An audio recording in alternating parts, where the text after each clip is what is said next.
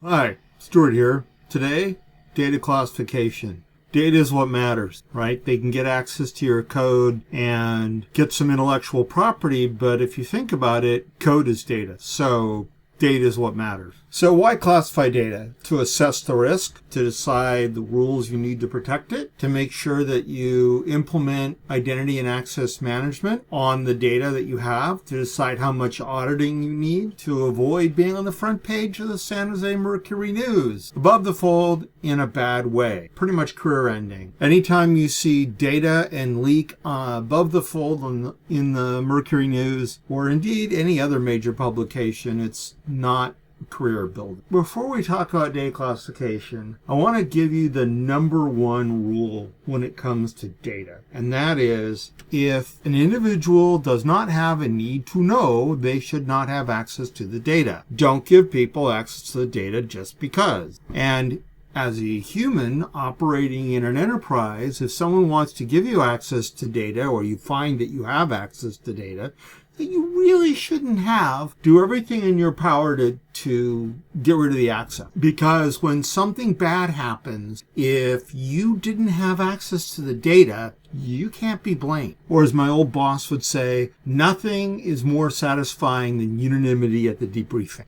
Data classification. There are a plethora of data classification schemes. CMMI has one, I think. CSSI has one. Various InfoSec folks have one. Doesn't really matter. I would worry about a data classification scheme that's too complicated and the categories are not distinct enough from each other, because then you end up spending a lot of time arguing about whether or not something is in this category or that category. I find that the 4-level one, even though it's an even number, which, is an anathema, is probably a good starting place. And then what you need to do, though, when you build a data classification scheme is find out for your industry or vertical, what is the acceptable data classification policy, and use that as your baseline. Because at the end of the day, you're going to have to be able to defend your choices. And if you have guidance rules that apply to your vertical, you're going to have a much easier time of it. So this is kind of the generic one: public, internal, sensitive, and restricted. Along with it is the A level, or I would say it's the impact level, but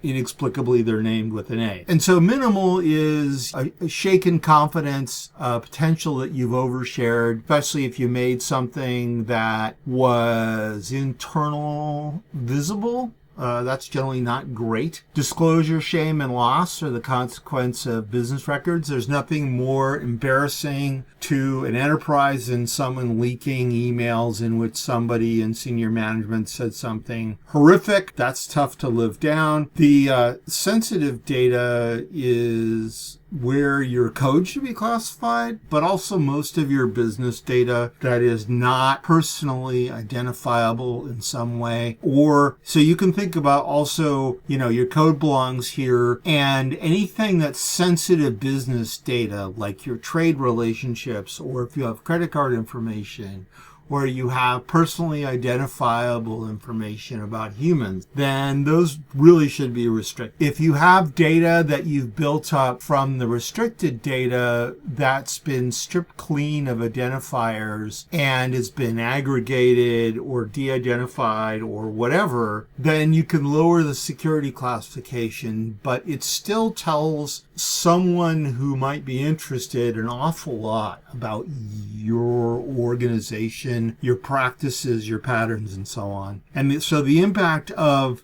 disclosing sensitive data is significant trust impact. The fact that you'll have to make amends possibly publicly, and money. Whereas disclosing restricted data is an absolute hammer blow to your reputation.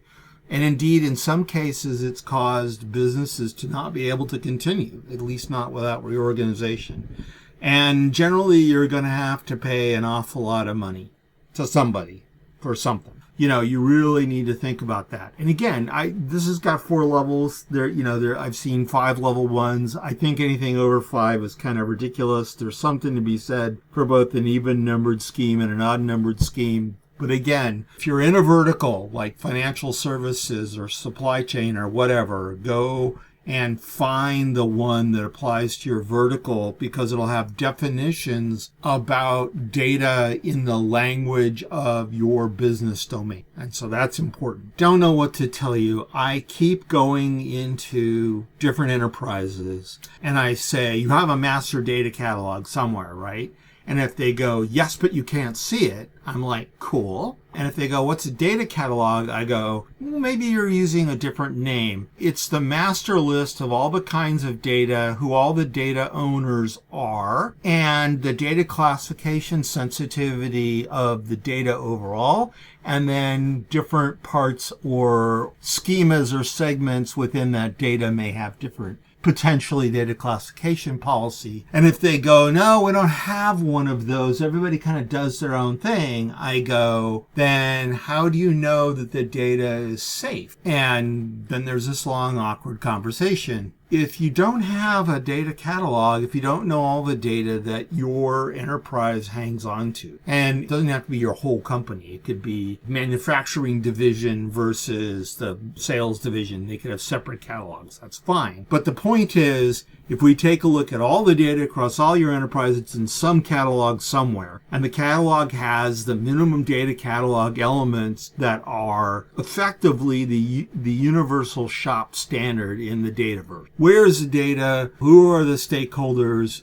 Who is the defender or holder of that data, etc.? And if you have a data catalog, then you can go through and say, okay, for a particular, we're going to use a data classification policy uniformly across the entire catalog.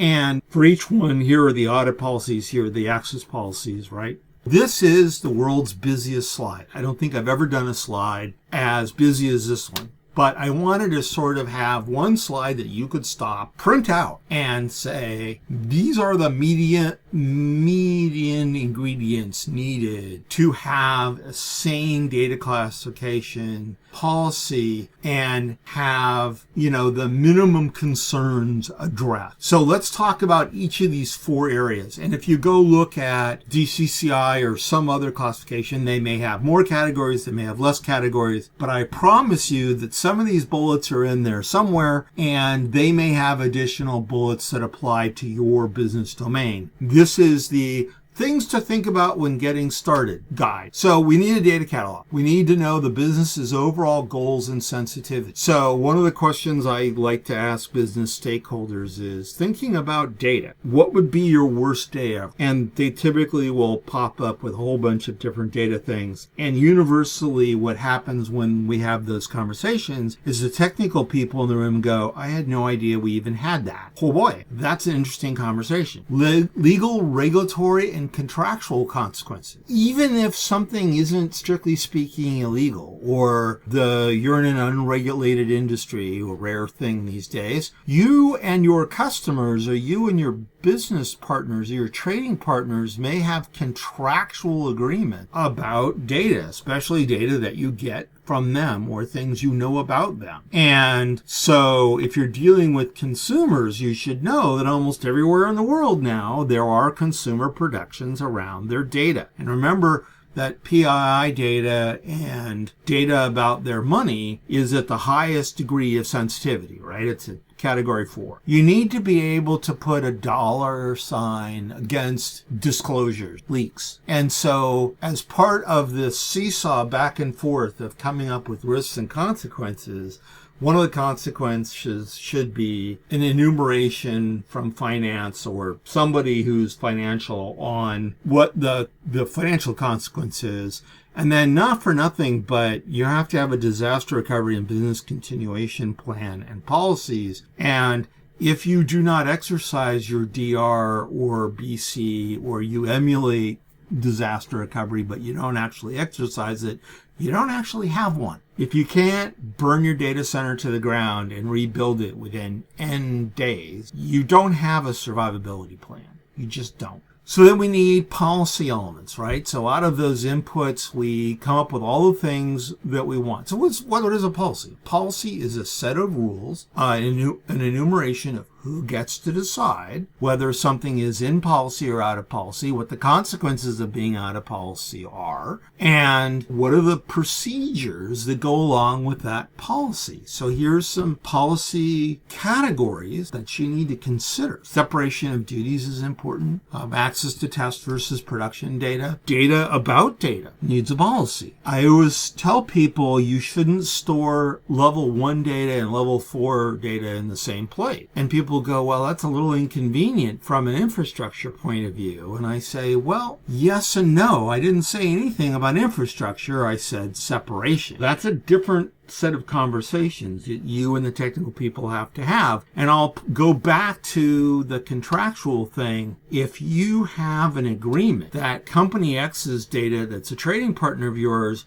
their data is never going to mix with company Y's data, you have to do some things and potentially above and beyond what you would normally expect. So row-based security may not be enough. It may actually call out physical separation, not just logical separation. So you need to be super careful about that because there's also a cost associated with that policy. You need education and you need to have different content by role. And I see this get skimped on all the time. Like I go and I talk to development organizations or I'll go speak at a user group and I'll say, how many people have gotten formal training on data classification and data policy? And like 2 people will raise their hand. And I'll say, are you in the financial services vertical? And they'll nod. And I say, well, is anybody here in manufacturing, pharmacy, blah, blah, blah, blah, blah. And, the hands go up as I call out the different verticals. And I went, you should really care about this. What is the governance process? What is the reporting process? Who can grant exceptions? There should be a data classification and policy board. There should be somebody who, for each one of the elements in the data catalog, or several someones that is the owner. And then how do we audit? How do we prove that access to data follows the rule and addresses the concern? So, and I'll point out that access to the audit trail and what goes into the audit trail is itself a piece of data. It's a piece of metadata, but nevertheless, you often see audit trails that are carelessly constructed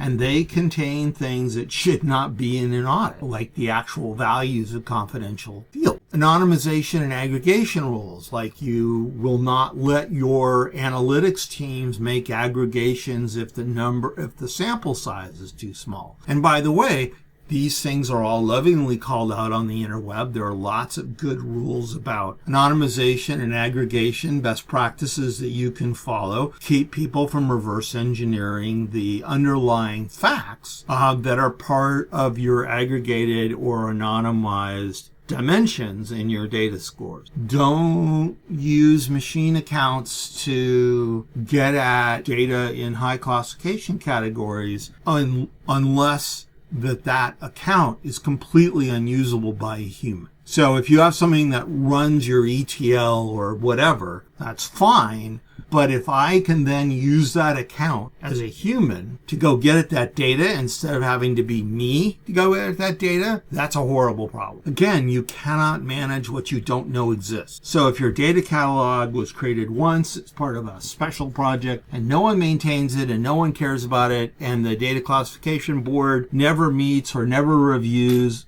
things where it doesn't have a change detection process to detect that there's new data available in the enterprise that they probably ought to look at and make some decisions about, then it's not going to get managed, and that's a very bad thing.